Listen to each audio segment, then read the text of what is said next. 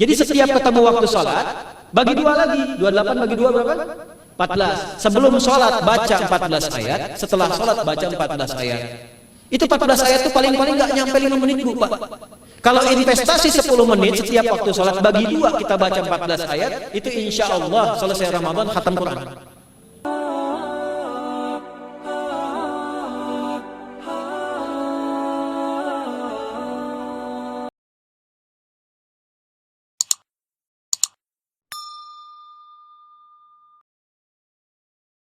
Apakah semua orang puasa pasti bertakwa?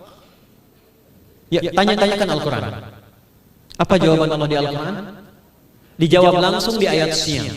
Al-Baqarah ayat 183. Ya ayyuhalladzina amanu kutiba alaikumus kama kutiba alal ladzina min la'allakum.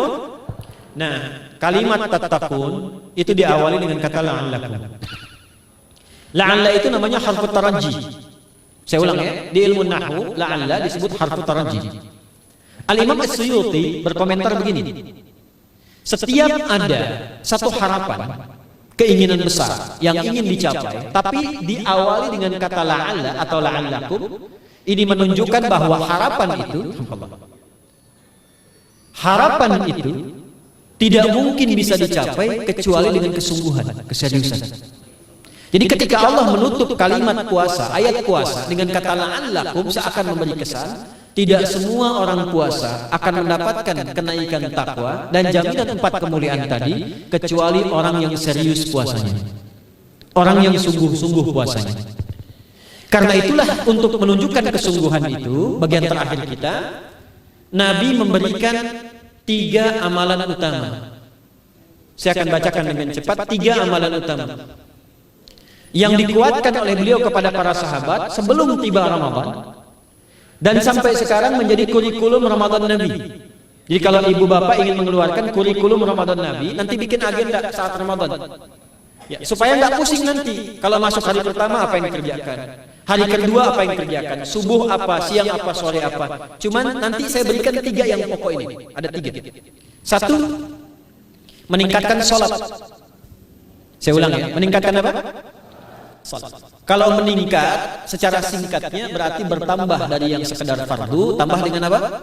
Sunnah. Maka dari sekarang keluarkan semua jenis sholat-sholat sunnah.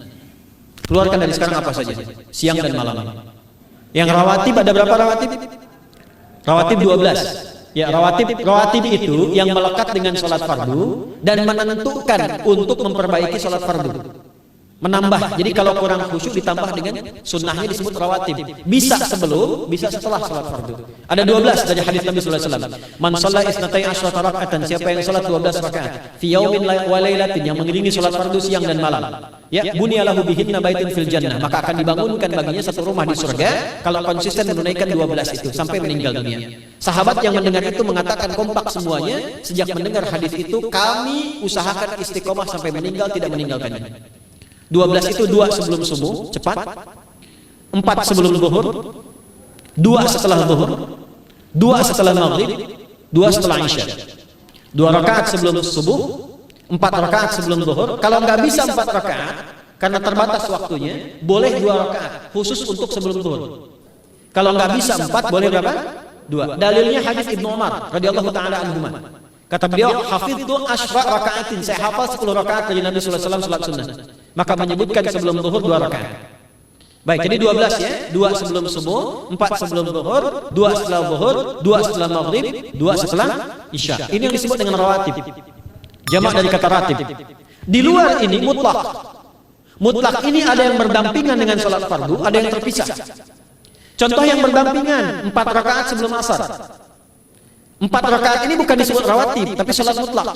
Cuma waktunya berdampingan dengan sholat fardu. Jadi dia nggak memengaruhi sholat fardu, cuma punya keutamaan sendiri. Apa keutamaannya? Hadis Ibnu Umar radhiyallahu taala anhuma ketika beliau menyampaikan qala Nabi sallallahu alaihi wasallam rahimallahu ra'an shalla qabla al-asri arba'an.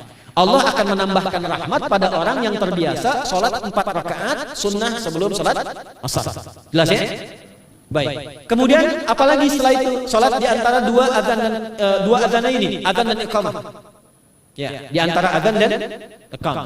Tahiyatul masjid. Apalagi misalnya salat duha. Duha dibagi 3. Awal duha itu kurang lebih 1,5 jam setelah salat subuh. Subuh sekarang misal 4:30, maka jam 6 muncul awal duha. Namanya syuruk. Saya ulang, salat apa namanya? Syuruk itu salat awal duha. Jumlah rakaatnya 2 rakaat. Man shallal ghadata fil jama'ati thumma yaqudu yadhkurullah subhanahu wa ta'ala fa yusalli rak'ataini fa kana alaihi ka ajri umratin wa hajjin, ya ka ajri ummatin wa hajjin tamatan. Siapa yang salat subuh 2 rakaat dengan berjamaah, ya, dan umumnya kalau berjamaah bisa ke masjid di masjid. Kalau tak mampu ke masjid tunaikan di rumahnya. Setelah itu tidak beranjak dulu, dia duduk untuk berzikir kepada Allah. Zikir itu bisa baca Quran. Quran surah 15 ayat 9 itu Quran disebut dengan zikir. Quran surah 54 ayat 17, 22, 32, 40 itu Quran disebut dengan zikir. Bisa baca Quran, bisa berdoa. Doa disebut dengan zikir. Quran surah ke-7 ayat 205. Ya. Bisa dengan apa lagi? Bertafakur, ya, mengaji, ta'lim itu disebut dengan zikir. Ali Imran ayat 190 191. Alladzina yadhkuruna Allaha qiyaman wa qu'udan wa 'ala junubihim wa yatafakkaruna fi khalqis samawati wal ardh. Ya, disebut dengan zikir. Bisa bertasbih. Zikir pagi petang, kalimat-kalimat thayyibah ada itu di Quran surah ke-4 ayat 103. Jadi habis salat subuh zikir dulu. Doa dulu, zikir dulu, belajar dulu, tafsir dulu. Setelah itu muncul syuruk. Perjalanannya disebut isyraq, melewati masyriq, 1 tombak bayangan, dia salat 2 rakaat. Itu pahala salatnya senilai haji dan umrah. Sempurna. Bukan sudah haji, bukan. Mau kemana? Ibu mau haji dulu? Tidak. Ya, hajinya nanti bulan Dzulhijjah. Tapi senilai haji dan umrah itu 2 rakaat. Awal duha disebut apa? Syuruk. Pertengahan duha sekitar jam 9 jam 10. Jumlahnya 2 sampai 4 rakaat. Ya, 2 sampai 4 rakaat. Apa fungsinya? 1, mengganti seluruh zikir yang ada dalam tubuh kita. Mata berzikir, telinga berzikir, lisan berzikir, bisa diganti dengan 2 rakaat duha. Itu waktunya pertengahan duha. Kurang lebih dari jam 8, 9, 10 lah, kurang lebih 3 jam itu, ya. Yang kedua, bisa menghambat atau menghentikan, menahan satu musibah umum. Misal ada kebanjiran nih, atau macet nih. Orang-orang kena macet. Bapak yang biasa sholat duha pertengahan itu tiba-tiba ditolong oleh Allah, dibebaskan. Tiba-tiba ada orang datang, Pak lewat sini di sana macet, atau dibimbing ada kontraflow. Itu manfaatnya duha tuh. Yang pertengahan. Yang terakhir adalah akhir duha, sekitar jam 10 sampai jam 11 menjelang ke zuhur. Ya, akhir duha itu jumlahnya dari 2 bisa 4 sampai 8 rakaat.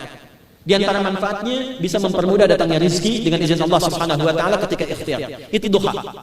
Nanti ke malamnya silakan tahajud, tingkatkan tarawihnya sampai ditutup dengan witir. Itu salat. 2 yang terakhir saya cepat, 2 yang terakhir adalah banyak berinteraksi dengan Al-Qur'an. Ada 3 caranya.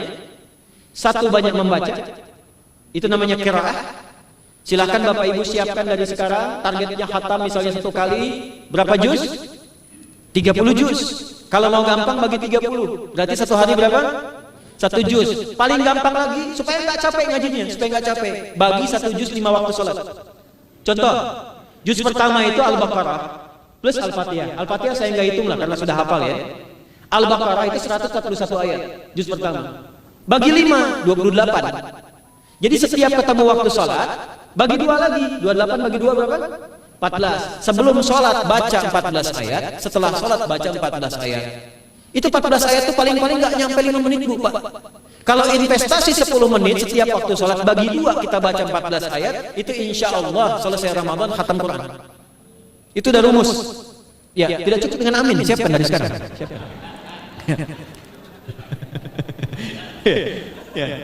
Kemudian mengkaji, kajian, tilawah. Itu tilawah itu di hadis Muslim pahalanya banyak.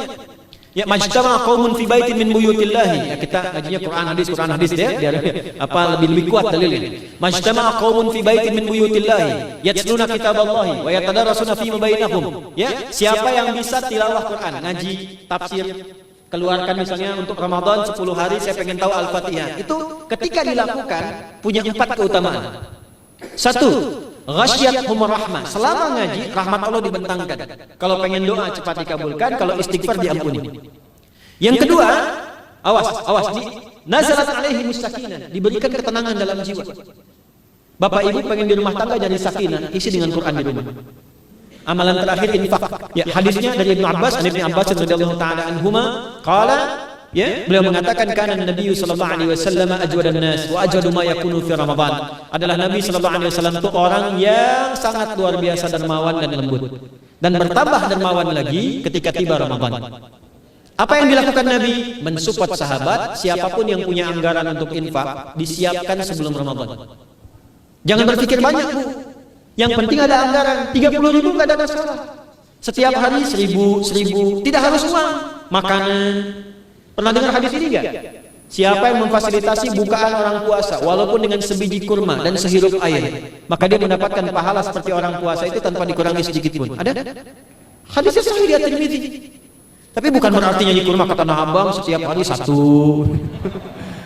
Terus minumnya 1 sedotan aja ganti-ganti. Ya, maksudnya apa? Yang paling minimal kita bisa keluarkan. Itu pahalanya 700 kali lipat dikali 10. Paling standar. 700 kali itu standar biasa di hari ini. Dalilnya Al-Baqarah ayat 261 yang dibacakan Adinda tadi kita itu. Ramadan kali 10 lagi. Maka dari itu disiapkan dari sekarang untuk infak. Kalau kami di desa itu ibu saya selalu kalau Ramadan itu RT-nya setiap rumah. Ini untuk bukaan hari ini rumah A, rumah B, rumah C. Bukaan besok rumah A, rumah B, rumah C. Boleh tuh di PWM Pak dipraktikkan. Ya, misalnya anggota perserikatan siapa dikasih kesempatan. Mungkin nanti yang lain kurmanya, yang ini misalnya jeruknya, yang ini ininya. Setiap ada bukaan ya kirim ke yatimnya, ya kemudian ke pondok-pondok asuhan Muhammadiyah yang tadi disebutkan sekian ribu itu cari pahala.